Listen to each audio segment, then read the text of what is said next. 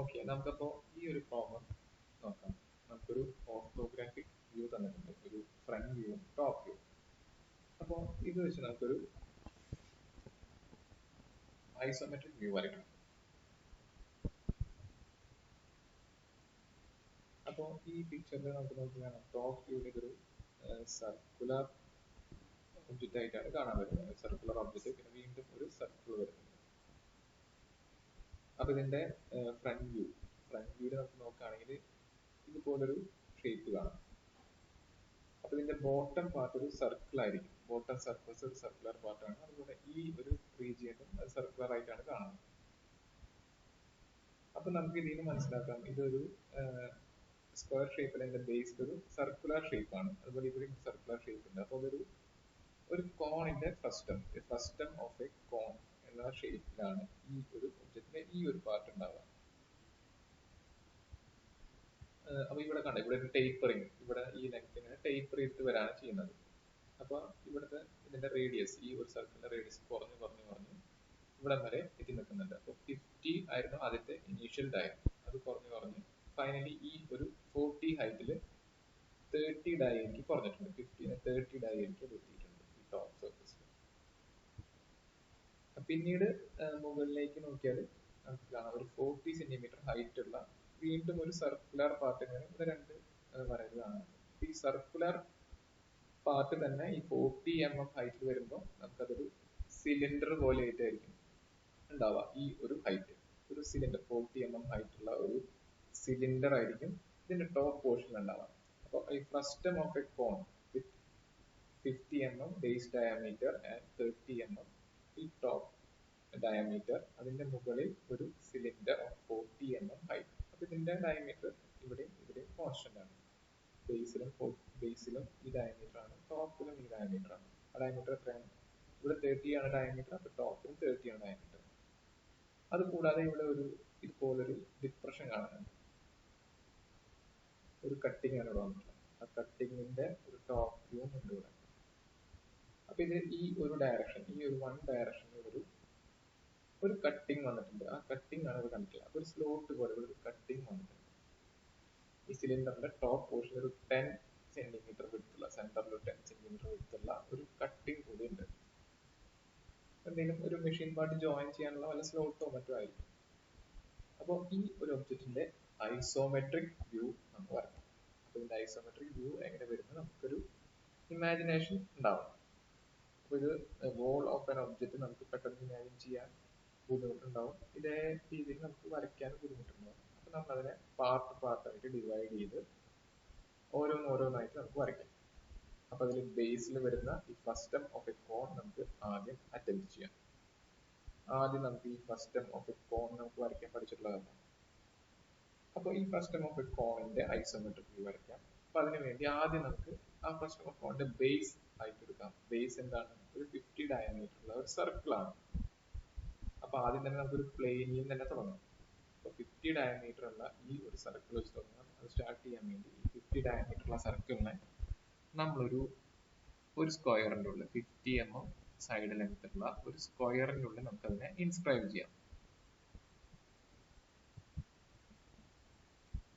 അപ്പൊ നമ്മളൊരു ഈ സർക്കിളിൽ സ്ക്വയറിന്റെ ഉള്ളിൽ നമ്മൾ അതിനെ ഇൻസ്ക്രൈബ് ചെയ്തു. അപ്പോൾ ഇത് ആ ഒരു സർക്കിളിന്റെ ടോപ്പ് വ്യൂ ആണ്. ടോപ്പ് വ്യൂവിലാണ് നമുക്കൊരു സർക്കിൾ ആയിട്ട് അതിനെ കാണുന്നത്. നമുക്കതിനെ ടിൽറ്റ് ചെയ്ത് ഐസോമെട്രിക് വ്യൂ ആക്കണം. അപ്പൊ ടോപ്പ് വ്യൂവിൽ സർക്കിൾ എങ്ങനെയാണെങ്കിൽ അതിന്റെ ഐസോമെട്രിക് വ്യൂവിൽ എലിപ്സ് നമ്മൾ ഏത് ഓറിയന്റേഷനിലായിരിക്കും വരയ്ക്കേണ്ടി വരാം? നമുക്കൊരു ബേസ് ലൈൻ വരച്ചു, ലെങ്ത്തിന്റെ ഡയറക്ഷനിലും ഡെപ്തിന്റെ ഡയറക്ഷനിലും രണ്ട് ആക്സിസ് നമ്മൾ വരച്ചു. ടോപ്പ് വ്യൂ ആയതുകൊണ്ടല്ല നമുക്ക് ഇതുപോലെ വരയ്ക്കേണ്ടതാണ്. 30 ഡിഗ്രി ഇൻക്ലിനേഷനിൽ ഈ രണ്ട് ആക്സിസ് വരച്ചു.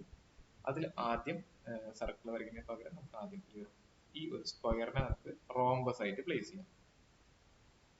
അപ്പൊ നമ്മൾ ആ സ്ക്വയറിനെ നമ്മൾ റോംബസ് ആയിട്ട് പ്ലേസ് ചെയ്തു. ഹൈറ്റിന്റെ ആക്സിസും ഇവിടെ വരച്ചു വെച്ചിട്ടുണ്ട്. അതിന് തന്നെ ഒരു ലെങ്തിന്റെയും ഡെപ്തിന്റെയും ഹൈറ്റിന്റെ ആക്സിസ് വരച്ചു. നമ്മൾ ആദ്യം ഈ ഒരു സ്ക്വയറിനെ നമ്മൾ റോംബസ് ആയിട്ട് വരച്ചു. അപ്പൊ 50 ഡയ ഉള്ള സർക്കിളിന് വേണ്ടി 50 സൈഡുള്ള സ്ക്വയർ, ഇതിനെ നമ്മൾ 50 സൈഡുള്ള റോംബസ് ആയിട്ട് ഇങ്ങോട്ട് ടിൽറ്റ് ചെയ്ത് വരച്ചു. ഇനി അതിൻ്റെ ഉള്ളിൽ നമുക്ക് എലിപ്സ് നമുക്ക് കംപ്ലീറ്റ് ചെയ്യാൻ പറ്റും. അപ്പോൾ എലിപ്സ് കംപ്ലീറ്റ് ചെയ്യുന്നതിന് മുന്നേ നമുക്ക് ഒരു കാര്യം ചെയ്യാം. ഈ കോണിന്റെ ടോപ്പ് സർഫസ് കിട്ടാൻ വേണ്ടി നമുക്ക് ഫ്രസ്റ്റത്തിന്റെ ഹൈറ്റ് കൂടിയുള്ള ഭാഗം വരയ്ക്കാം. അപ്പൊ ആദ്യം തന്നെ ഫ്രസ്റ്റം വരയ്ക്കുന്നതിന് പകരം നമുക്ക് അതിനൊരു സ്ക്വയർ പ്രിസം ആയിട്ട് നമുക്ക് അതിനെ വരയ്ക്കാം. ഒരു സ്ക്വയർ പ്രിസം ആയിട്ട് വരയ്ക്കുമ്പോൾ നമുക്ക് ഈ ഫ്രസ്റ്റത്തിന്റെ ഹൈറ്റ് എത്രയാണ്? 40 ആണ്. 40 mm ഹൈറ്റ് ഉള്ള ഒരു സ്ക്വയർ പ്രിസം നമുക്ക് വരയ്ക്കാം. അപ്പോൾ ഈ റോംബസിന്റെ ഓരോ എഡ്ജസിനും 40 ഹൈറ്റ് ഉള്ള റൈസേഴ്സ് നമുക്ക് വരയ്ക്കാം. ഇവിടെ 40 mm വരച്ചു, 40 mm വരച്ചു, ഈ എഡ്ജിനും 40 mm വരച്ചു. ഈ ടോപ്പ് പോയിന്റ്സ് എല്ലാം നമുക്ക് ജോയിൻ ചെയ്താൽ വീണ്ടും ഒരു റോംബസ് കിട്ടി. അപ്പൊ ഇതൊരു സ്ക്വയർ പ്രിസം ആയിട്ടാണ് നമുക്ക് കിട്ടിയിട്ടുള്ളത്. അല്ല, ബേസിലൊരു 50 സൈഡ് വരുന്നതും ഹൈറ്റ് ആയിട്ട് 40 വരുന്നതും ആയിട്ടുള്ള ഒരു സ്ക്വയർ പ്രിസം നമുക്ക് കിട്ടി. ഇനി നമുക്ക് ഈ മുകളിലത്തെ ഈ സർക്കിളിനെയും കൂടി നമുക്ക് ഒന്ന് ഇൻസ്ക്രൈബ് ചെയ്യണം. ഈ ഫസ്റ്റത്തിന്റെ ടോപ്പ് പോർഷനിലും ഒരു സർക്കുലർ പോർഷൻ ഉണ്ട്. അപ്പൊ അതിനു വേണ്ടി നമുക്ക് ഈ സർക്കിളിനെ നമുക്കൊരു സ്ക്വയറിന്റെ ഉള്ളിൽ ഇൻസ്ക്രൈബ് ചെയ്യാം. അപ്പൊ 30 mm ഡയമീറ്റർ ഉള്ള ഈ ഒരു സർക്കിളിനെ 30 mm സൈഡുള്ള ഒരു സ്ക്വയറിന്റെ ഉള്ളിൽ നമ്മൾ ഇൻസ്ക്രൈബ് ചെയ്തു. ഇനി നമുക്ക് ഇതിനെ ഒരു റോംബസ് ആയിട്ട് ഇവിടേക്ക് നമ്മൾ വരയ്ക്കണം. അപ്പൊ നമുക്ക് ഈ ഒരു സ്ക്വയർ പ്രിസത്തിന്റെ ടോപ്പ് ഫേസിലുള്ള സെന്റർ നമുക്ക് കിട്ടണം. ടോപ്പ് ഫേസിലുള്ള സെന്റർ നമുക്ക് കിട്ടാൻ ഏതെങ്കിലും മിഡ് പോയിന്റ്സ് തമ്മിൽ നമ്മൾ ജോയിൻ ചെയ്യാം. മിഡ് പോയിന്റ്സ് തമ്മിൽ ജോയിൻ ചെയ്ത് നമുക്ക് അതിന് സെന്റർ കിട്ടി. ഇനി ഈ സെയിം സെന്ററിൽ വരുന്ന റോംബസ് നമ്മൾ വരയ്ക്കാം. 30 ആണ് അതിന്റെ സൈഡ് ലെങ്ത് വരാം. 30 mm സൈഡ് ലെങ്ത് നമുക്ക് എടുത്തൊരു റോംബസ് ഇങ്ങനെ കംപ്ലീറ്റ് ചെയ്യാം. 15 ഇങ്ങോട്ട് വരയ്ക്കും, 15 സെന്ററിൽ നിന്ന് നമ്മൾ രണ്ട് ഡയറക്ഷനിലും വരച്ചു. ഈ ചെറിയ റോംബസും കൂടി നമ്മൾ കംപ്ലീറ്റ് ചെയ്തു. ഓക്കെ, അപ്പോൾ ഈ റോംബസിന്റെ ഉള്ളിൽ നമുക്ക് ആ ഒരു സർക്കിളിന് തുല്യമായിട്ടുള്ള എലിപ്സ് നമുക്ക് വരയ്ക്കാൻ പറ്റും. ഫോർ സെന്റർ മെത്തേഡ് വെച്ച് നമുക്ക് ഇവിടെ നമുക്കൊരു എലിപ്സ് വരയ്ക്കാം. അതുപോലെ ഈ ബേസിലുള്ള റോംബസിലും നമുക്ക് ഒരു എലിപ്സ് വരയ്ക്കാം. അപ്പൊ ഈ എലിപ്സ് ഫുള്ളായിട്ട് നമുക്ക് കംപ്ലീറ്റ് ചെയ്യണമെന്നില്ല, കാരണം മറ്റേ സൈഡ് നമുക്ക് കാണാൻ പറ്റില്ല. അപ്പൊ അത് നമുക്ക് ഹിഡൻ ലൈൻ ആയിട്ട് വേണമെങ്കിൽ വരയ്ക്കാം. ഇനി ഇതിന്റെ ടാൻജന്റ് പോയിന്റ്സ് തമ്മിൽ നമുക്ക് ജോയിൻ ചെയ്താൽ ഈ ഒരു ഫ്രസ്റ്റം ഓഫ് എ കോണിന്റെ ഐസോമെട്രിക് വ്യൂ കംപ്ലീറ്റ് ആയിട്ടുണ്ട്. അപ്പോൾ ഈ ഭാഗത്ത് നമ്മൾ നേരത്തെ വരച്ചതാണ്, അതുപോലെ തന്നെ വരച്ചു. ഇനി നമുക്ക് വരയ്ക്കാനുള്ളത് ഈ സിലിണ്ടറിക്കൽ പാർട്ടാണ്. അപ്പോൾ സിലിണ്ടറിക്കൽ പാർട്ട് എന്ന് പറയുമ്പോൾ ഇതാണ് ആ സിലിണ്ടറിന്റെ ബേസ്. 30 ഡയ വരുന്ന ബേസ്. ഈ ഒരു എലിപ്സ് ആണ് അതിന്റെ ബേസ്. ആ എലിപ്സ് ഇൻസ്ക്രൈബ് ചെയ്തിട്ടുള്ള റോംബസ് നമ്മുടെ കയ്യിലുണ്ട്. അപ്പൊ ഇനി ആ സിലിണ്ടർ കൂടി കംപ്ലീറ്റ് ചെയ്യാൻ നമുക്ക് ഈ റോംബസിനെ വെച്ച് നമുക്കൊരു ആദ്യം വീണ്ടും ഒരു സ്ക്വയർ പ്രിസം വരയ്ക്കാം. 30 സൈഡ് വരുന്ന 30 mm സൈഡ് വരുന്ന വീണ്ടും ഒരു സ്ക്വയർ പ്രിസം നമ്മൾ മുകളിലേക്ക് വരയ്ക്കണം.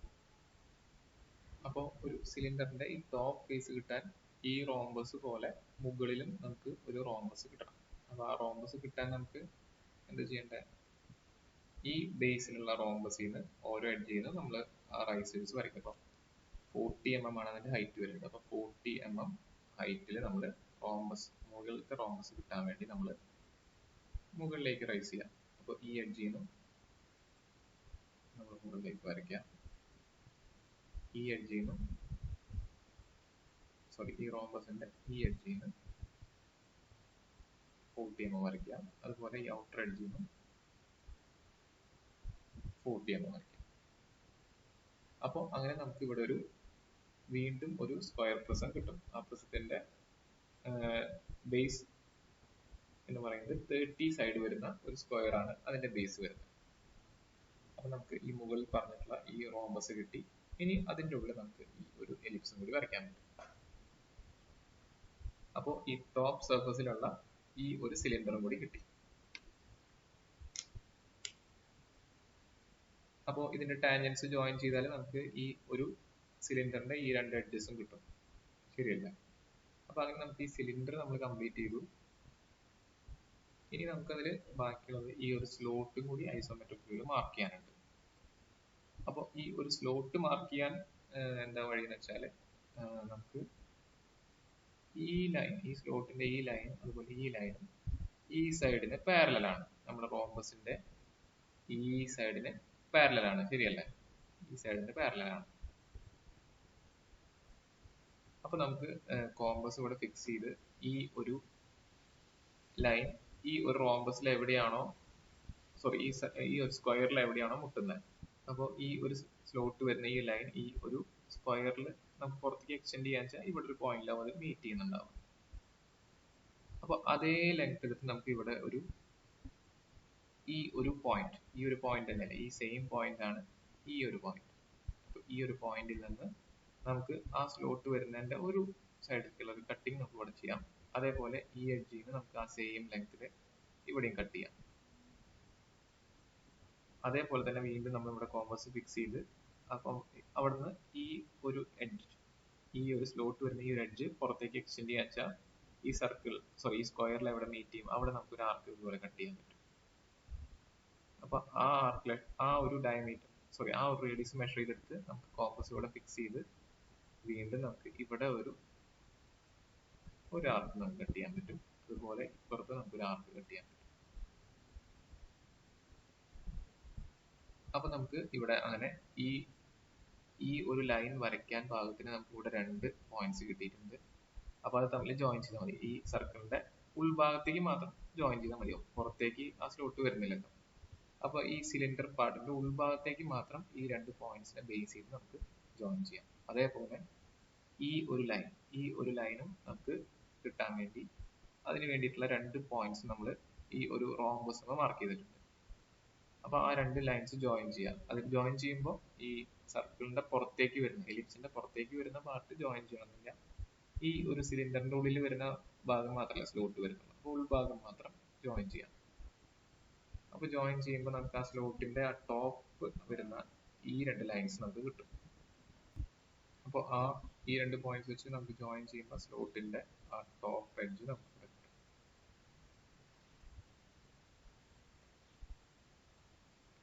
ഒരു സൈഡ് അതുപോലെ ടോപ്പിൽ വരുന്ന സ്ലോട്ടിന്റെ ഈ ഒരു എഡ്ജ് നമുക്ക് കിട്ടി. ഇനി നമുക്ക് ഈ സ്ലോട്ട് ഏത് ഹൈറ്റ് വരെ ഉണ്ട് അല്ലെങ്കിൽ ഏത് ഡെപ്ത് വരെ ഉണ്ട്, ഇവിടുന്ന് ഒരു 20 mm ഡെപ്ത് വരെ ആ ഒരു സ്ലോട്ട് വരുന്നുണ്ട്. സ്ലോട്ടിന്റെ ഈ ഒരു സർഫസ് 20 mm ഡെപ്ത് വരെ വരുന്നുണ്ട്. അപ്പൊ 20 mm ഡെപ്ത് വരെ ഈ സ്ലോട്ട് വരുന്നുണ്ട്. അപ്പൊ 20 mm ഡെപ്ത് വരെ സ്ലോട്ട് വരുന്നുണ്ടെങ്കിൽ നമുക്ക് ഈ ഒരു എഡ്ജിൽ നിന്ന് 20 mm താഴേക്ക് നമുക്ക് ഒരു ലൈൻ വരയ്ക്കാൻ പറ്റും. അതുപോലെ ഈ ഒരു എഡ്ജിൽ നിന്ന് ഈ എഡ്ജിൽ നിന്ന് നമ്മൾ 20 mm താഴേക്ക് ഒരു ലൈൻ വരച്ചു. അപ്പൊ നമുക്ക് ആ സ്ലോട്ടിന്റെ ഡെപ്ത് വരുന്ന ഭാഗം കിട്ടി. ഇനി നമുക്ക് ഇതും ഒരു സ്ലോട്ടും ഈ ഒരു സിലിണ്ടറിന്റെ ഈ ഒരു പോർഷൻ ആയതുകൊണ്ട് ഇവിടെ നമുക്ക് ഒരു ആർക്ക് ആയിരിക്കും വരാം.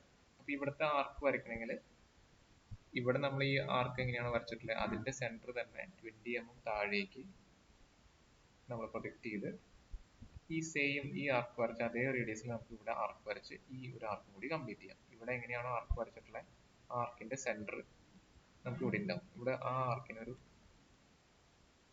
സെന്റർ ഉണ്ടാവും. ആ സെന്റർ ഇതേപോലെ തന്നെ 20 mm താഴേക്ക് ഒന്ന് പ്രൊജക്ട് ചെയ്യാം. അപ്പൊ നമുക്ക് ആ സെന്റർ ഇവിടെ കിട്ടും. അതുപോലെ ഈ സെയിം റേഡിയസ് നമുക്ക് ഇവിടെ അറിയാം. അതേ റേഡിയസ് എടുത്ത് ഈ 2 എൻഡ് പോയിന്റ്സ് തമ്മിൽ നമുക്ക് കണക്ട് ചെയ്തിട്ടുള്ള ആർക്ക് കംപ്ലീറ്റ് ചെയ്യാൻ പറ്റും. അപ്പൊ അതുകൂടി കംപ്ലീറ്റ് ചെയ്യുമ്പോൾ ആ സ്ലോട്ടിന്റെ ആ ഒരു പോർഷൻ കൂടി നമുക്ക് കിട്ടും.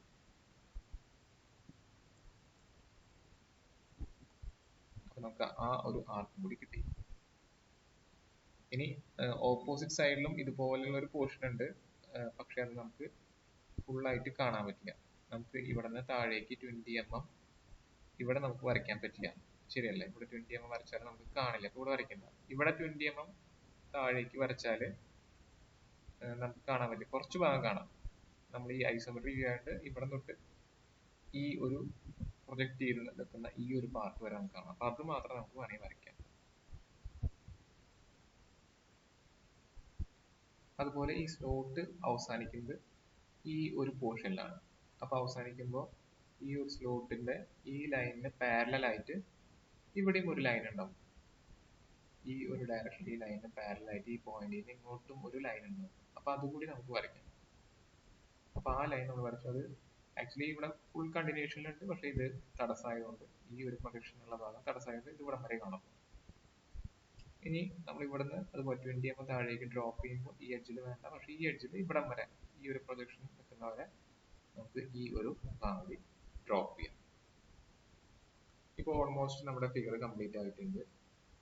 ഇനി ഇതില് ബാക്കിയുള്ള ഏതെങ്കിലും ആവശ്യമില്ലാത്ത സർഫസ് വരുന്നുണ്ടെങ്കിൽ അത് നമുക്ക് മാറ്റി കളയാം. ഇപ്പൊ ഈ ഒരു സർക്കിൾ ഇവിടെ കംപ്ലീറ്റ് അല്ലല്ലോ, ഇവിടെ ഈ ഒരു ടോപ്പ് സർഫസിലെ ഈ ഒരു സർക്കിൾ അല്ലെങ്കിൽ എലിപ്സ് കംപ്ലീറ്റ് അല്ല, കാരണം ഇവിടെ ഒരു ഡിസ്കണ്ടിന്യൂഷൻ വരുന്നുണ്ട്, ഇവിടെ ഒരു കട്ടിംഗ് ആണ് വരുന്നത്. അപ്പോൾ ഈ ഒരു പാർട്ട് നമുക്ക് വേണമെങ്കിൽ മാറ്റി കളയാം. അപ്പൊ ഈ ഒരു പാർട്ട് നമ്മൾ മാറ്റി കളഞ്ഞിട്ടുണ്ട്. അതുപോലെ ഈ ഒരു പാർട്ട് കൂടി നമുക്ക് മാറ്റി കളയാം. ഇത് നമ്മൾ മാറ്റി കളഞ്ഞു. ഇനി ഇതുപോലെ ആവശ്യമില്ലാത്ത ഏതെങ്കിലും പാർട്സ് ഉണ്ടെങ്കിൽ നമുക്ക് മാറ്റി കളയാം. ഇപ്പൊ ഈ ഒരു സിലിണ്ടറിന്റെ ഈ ഒരു പാർട്ട് നമുക്ക് ആവശ്യമില്ല, കാണാൻ പറ്റില്ല നമുക്ക് ഈ ഒരു ബാക്ക് സൈഡ് പാർട്ട്. അപ്പൊ ഈ എലിപ്സിന്റെ ഈ ഒരു ഹാഫ് നമുക്ക് മാറ്റി കളയാം. അതുപോലെ ഈ ഒരു എലിപ്സ് നമ്മൾ വരച്ചിട്ടുണ്ടെങ്കിൽ ആ എലിപ്സിന്റെ ഈ ഹാഫ് നമുക്ക് ആവശ്യമില്ല, അപ്പൊ ഇത് നമുക്ക് വേണമെങ്കിൽ മാറ്റി കളയാം. നമ്മൾ കൺസ്ട്രക്ഷൻ യൂസ് ചെയ്തുകൊണ്ട് മാറ്റി കളയാൻ നിർബന്ധമില്ല, തിൻ ലൈൻസ് ആയിട്ട് വരച്ചാലും മതി. ഓക്കെ, അപ്പൊ നമ്മുടെ ഇമേജ് ഇപ്പോൾ ക്ലിയർ അല്ല, നമുക്ക് അതിന് സഫീഷ്യന്റ് ആയിട്ടുള്ള ഡയമെൻഷൻസ് ചെയ്ത് അത് നമുക്ക് കംപ്ലീറ്റ് ചെയ്യാം. അപ്പൊ നമുക്ക് ആ ഒരു ഇമേജ് എങ്ങനെ വരും എന്നുള്ളതിന്റെ ഒരു കൺസെപ്റ്റ് നമുക്ക് ഉണ്ടാവണം. ഈ ഒരു ഓർത്തോഗ്രാഫിക് വ്യൂവിൽ നമുക്ക് അതിന്റെ ഐസോമെട്രിക് വ്യൂ ആദ്യമേ തന്നെ ഇമാജിൻ ചെയ്യാൻ പറ്റണം, എന്നാലേ നമുക്കത് വർക്ക് പ്രൊസീഡ് ചെയ്യാൻ പറ്റും.